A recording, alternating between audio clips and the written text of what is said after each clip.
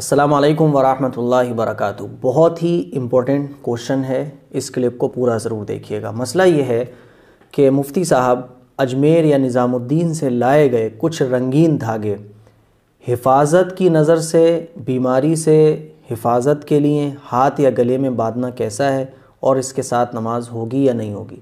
آپ نے دیکھا ہوگا لوگ اجمیر جاتے ہیں، کلیر جاتے ہیں، نظام الدین جاتے ہیں اور مزاروں سے درگاہوں پہ رنگین دھاگے لے کر آتے ہیں، اور رنگین دھاگے بعض لوگ گلے میں باندھتے ہیں، کچھ بازو میں باندھتے ہیں، کچھ ہاتھ پہ باندھ لیتے ہیں، اور یہ رنگین دھاگے اس نیت سے باندھے جاتے ہیں کہ اس دھاگے کے باندھنے سے ہماری بیماری دور ہو جائے گی، ہمیں شفا مل جائے گی، ہم بری نظروں سے محفوظ رہیں گے، ہمیں دنیا کی کوئی پرابلم نہیں آئے گی۔ اس نیت سے باندھے جاتے ہیں، طرح طرح کے عقید ہوتے ہیں۔ تو اس نیت سے اس طرح کے دھاگے باندھنا کیسا ہے اور اس کے ساتھ نماز ہوگی یا نہیں ہوگی، یہ بہت امپورٹنٹ کوشچن ہے۔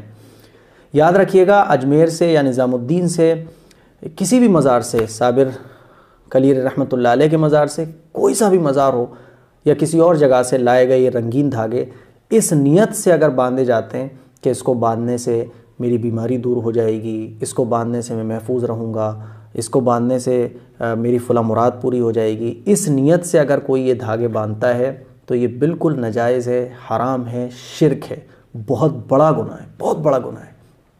کیسے گناہ ہے؟ قرآن مجید میں اللہ تعالیٰ سورہ العنکبوت میں فرماتا ہے، اعوذ باللہ من الشیطان الرجیم، مثل الذین اتخذوا من دون اللہ اولیاء کمثل العنکبوت اتخذت بیتا وان اوہن البیوت لبیت العنکبوت لو کانوا یعلمون۔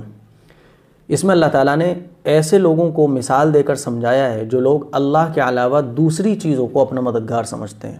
فرماتا ہے اللہ، اس آیت کا ترجمہ ہے، ان لوگوں کی مثال جنہوں نے اللہ کو چھوڑ کر دوسری چیزوں کو اپنا مددگار بنا لیا ہے۔ یہی تو ہوتا ہے کہ بندہ دھاگوں کو اپنا مددگار سمجھتا ہے، یہ سمجھتا ہے کہ اس دھاگے سے میں بیماری سے بچ جاؤں گا، مصیبت سے بچ جاؤں گا۔ تو اللہ فرماتا ہے ان لوگوں کی مثال جنہوں نے اللہ کو چھوڑ کر دوسری چیزوں کو اپنا مددگار بنا رکھا ہے، ان لوگوں کی مثال ایسی ہے جیسے مکڑی، جیسے کہ مکڑی اپنا گھر بناتی ہے تو خوب اچھے طریقے سے تم جانتے ہو کہ مکڑی کا گھر بہت کمزور ہوتا ہے، بہت کمزور ہوتا ہے۔ اسی طرح سے اللہ کو چھوڑ کر جو ان لوگوں نے دوسری چیزوں کو اپنا مددگار بنا رکھا ہے، یہ بالکل ایسا ہی ہے جیسے مکڑی کا جالا۔ فرما رہے اللہ، لو کانوا یعلمون، کاش کہ یہ لوگ جانتے، کاش کہ یہ لوگ سمجھتے۔ تو ایسے لوگوں کو سمجھنا چاہیے جو لوگ اللہ کو چھوڑ کر دھاگوں کو اپنا مددگار سمجھتے ہیں، جو لوگ اللہ کو چھوڑ کر دھاگوں کو یہ سمجھتے ہیں کہ اس سے ہماری بیماری دور ہو جائے گی، یہ بالکل شرک ہے، حرام ہے، ناجائز ہے۔ کسی بھی مزار کے دھاگے آپ اگر اس نیت سے باندھتے ہیں تو آج ہی ان دھاگوں کو کھول دیں، کیونکہ یہ بہت بڑا گناہ ہے، اللہ کو ناراض کرنے والا گناہ ہے۔ اور یاد رکھیے گا، اللہ شرک کے علاوہ ہر گناہ معاف کر دے گا، لیکن اللہ شرک معاف نہیں کرے گا۔ اسی طرح سے ایک حدیث ہے، حضور علیہ الصلوۃ والسلام نے فرمایا کہ جس نے تعویذ لٹکایا، جس نے اسی طرح سے دھاگے اپنے ہاتھوں پر باندھے، تو وہ شرک کے ایک دروازے میں داخل ہو گیا۔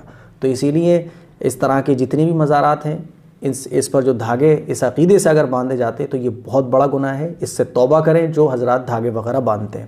اور اگر ویسے ہی آپ دھاگے باندھ لیتے ہیں پھر بھی اس سے بچیں، کیونکہ جب آدمی دھاگا باندھتا ہے اپنے ہاتھ پر، گلے میں، تو کچھ نہ کچھ اس کے پیچھے اس کا عقیدہ ضرور ہوتا ہے۔ اسی لیے میں نے آپ کو قرآن مجید کی آیت سنائی ہے، فرماتا ہے اللہ، ایک دوبارہ پھر میں اس کا ترجمہ کر رہا ہوں، کہ ان لوگوں کی مثال جو اللہ کو چھوڑ کر دوسری چیزوں کو اپنا مددگار سمجھتے ہیں، ان لوگوں کی مثال ایسی ہے جیسے کہ مکڑی کا جالا۔ مکڑی اپنا گھر بناتی ہے تو مکڑی کا جالا بہت کمزور ہوتا ہے، کاش یہ لوگ سمجھتے۔ تو سارے مسلمانوں کو سمجھنا چاہیے جو دھاگے وغیرہ باندھتے ہیں، توبہ کریں اس سے، اور اللہ کے علاوہ ان چیزوں کو اپنا مددگار نہ بنائیں۔